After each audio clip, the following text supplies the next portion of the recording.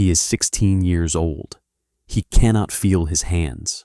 His flesh is rotting off his bones, and he is about to charge into an army of 26,000 men. The date is November 25th, 1177. Underneath the bandages, leprosy is dissolving the boy. It is not a quick death. It is a slow, methodical erasure of the human form. The silver mask he wears is not for vanity. It is mercy for those who have to look at him. Look at the horizon. It is gone, swallowed by a living sea of warriors. The dust chokes the sky. Day turns to twilight. Green and gold banners snap in the wind, a forest of death. Leading them is Saladin, the Sultan, undefeated. He has already written his victory speech. He has already chosen the wine for the celebration in Jerusalem. Opposite this tidal wave stands the boy in the mask. Behind him, 500 knights. That is all. 500 tired men on starving horses. Do the math. 52 enemies for every single Christian soldier. These are not fighting odds. These are funeral arrangements. Logic dictates surrender. Every general, every text on warfare, every instinct screams that this charge is suicide. Even Baldwin's own body, with its dead nerves and swollen joints, begs him to yield. But Baldwin IV ignores the logic. He orders the attack. The next 3 hours will defy every rule of war. Christian scribes will call it a miracle. Muslim historians will call it a divine disaster. But here's the truth about the Battle of Montgisard. The battle was decided before the first sword was drawn. Saladin had done everything right. His army was massive. His supplies were endless. His ground was chosen perfectly. His Mamluks were the finest killers in the known world. So how did an army of thousands vanish into the sand in a single afternoon? The answer lies in a fatal error Saladin made 3 days prior. A choice so sensible, so strategically sound, that it became his undoing. Jerusalem is dying. The walls are crumbling. The holy city is defended by a skeleton crew. On the throne sits a teenager whose body is a prison. Baldwin was never meant to rule. In the 12th century, leprosy was a death sentence and a curse. You were a ghost while still breathing, hidden away, struck from the records. But his father saw a sharp mind trapped in the failing body. When the crown passed to Baldwin at 13, it passed to a boy who knew his time was short.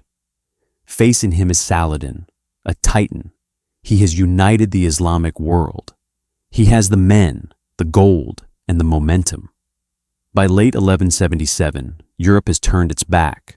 Jerusalem is on its own. Chroniclers note a strange detail about Baldwin. Before battle, he smiled, not out of arrogance, but out of a terrifying liberation. His disease had taken his ability to feel pain. He pushed past the limits of human endurance because his body no longer told him to stop. He was a man with nothing left to lose, grinning at his own destruction. Saladin did not understand this kind of enemy. He was about to learn. November 23rd. Saladin's army pours into the kingdom. It is not an army, it is a migration. The sheer noise of their passing shakes the earth. Saladin's plan is flawless. March straight for the heart. Cut off Jerusalem. Starve it out. Inside the city, hope is gone. Advisors beg Baldwin to negotiate. It is the sensible play. Save what you can. Baldwin listens, slumped in his chair. He knows the reality. Hiding behind walls means a slow death. Riding out means a quick death, but a chance. A slim, impossible chance. He asks a simple question. How fast is Saladin moving? The answer changes everything. Saladin is slow. He is confident. And confidence makes you careless. What follows is madness. Baldwin is carried to the armory. His hands, useless claws, are strapped to his sword. He orders a march. The Grand Master of the Templars watches the king being tied to his saddle and weeps. They march at a punishing pace. Baldwin keeps asking, is he still spread out? And every time the answer is yes. He smiles behind that mask. He is gambling everything on Saladin's logic. November 25th, dawn. Saladin gets the news. Crusader banners on the horizon. He dismisses it. A patrol. A suicide squad. But then the reports clarify. It is the king, and he has brought everyone. For the first time, Saladin feels a chill. His army is scattered, looting, resting. They are unprepared for a fight, and staring down at them is the Leper King, shining in the morning sun. 2 p.m. The air is thick with dust. Baldwin's knights form a wedge. The Templars take the point. Behind them, men who know they are riding into their graves. And at the front, the boy king, a corpse strapped to a war horse. He raises a bandaged hand. The charge begins. Put yourself in that saddle. You are charging an ocean of enemies. The math says you are dead. But then you look at your king. He is leaning into the gallop. He is smiling. And you realize, if the dead man isn't afraid, why are you? The distance closes. Arrows fall. Men die. The line does not break. Saladin screams orders, trying to pull his scattered forces into a wall, but they are watching a nightmare descend upon them. Collision. The Templar wedge hits the Muslim line with the force of a falling mountain. It isn't a battle. It is physics. The sheer momentum shatters the formation. The charge doesn't stop. It drives deeper. The Crusader knights cut a path straight to the Sultan's tent. Panic spreads. Men who have never known defeat throw down their weapons. They run from the silver mask that seems to be everywhere at once. Saladin tries to rally them, but chaos has taken the reins. The ravines that crisscross the plain become traps. His soldiers are funneled into bottlenecks, trampled by their own comrades. By 3 p.m., Saladin's personal guard breaks.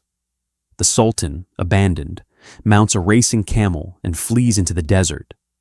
The man who commanded an empire is running for his life. By late afternoon, it is silent. 20,000 of Saladin's men are gone. Baldwin has lost men, but he has won the day.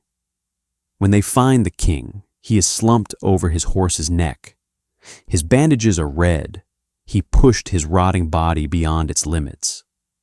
They think he is gone, but he breathes.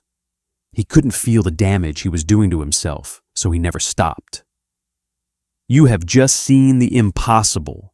500 defeating 26,000, not through magic, but through the terrifying power of a will that refused to yield. But the story doesn't end in triumph. Baldwin won the battle, but the war against his own body took a toll he couldn't pay. Jerusalem celebrates. But in the palace, the doctors are grim. The exertion has ravaged him. The disease accelerates. He is 16, and he is dying faster now because he chose to fight. Baldwin bought his people time, but his clock is running out. He lives for 8 more years. 8 years of blindness, of paralysis, of slowly becoming a prisoner in his own flesh. Yet he holds the line. He faces Saladin again and again, and he never loses. Years later, Saladin meets Baldwin under a truce. He sees the wreckage of the boy who defeated him. He wonders aloud how such a spirit can inhabit such a ruin. When Baldwin finally dies at 24, Saladin waits. He waits 2 years out of respect. Then he takes Jerusalem. Without the Leper King, the kingdom crumbles. Montgisard is a lesson. It tells us that numbers are a lie, that calculators cannot measure the human heart. Baldwin IV proved that when you have nothing left to fear, not even pain, you become unstoppable. 500 men believed in him, and that belief was stronger than 26,000 swords. We trust in data. We trust in odds. We forget that history is made by those who ignore the odds. Baldwin wrote a final letter. He accepted his death, but he knew he had done his duty. His body failed, but his will held the gate. If you enjoyed the story of the Leper King, make sure to subscribe. The past is filled with these echoes, waiting to be heard.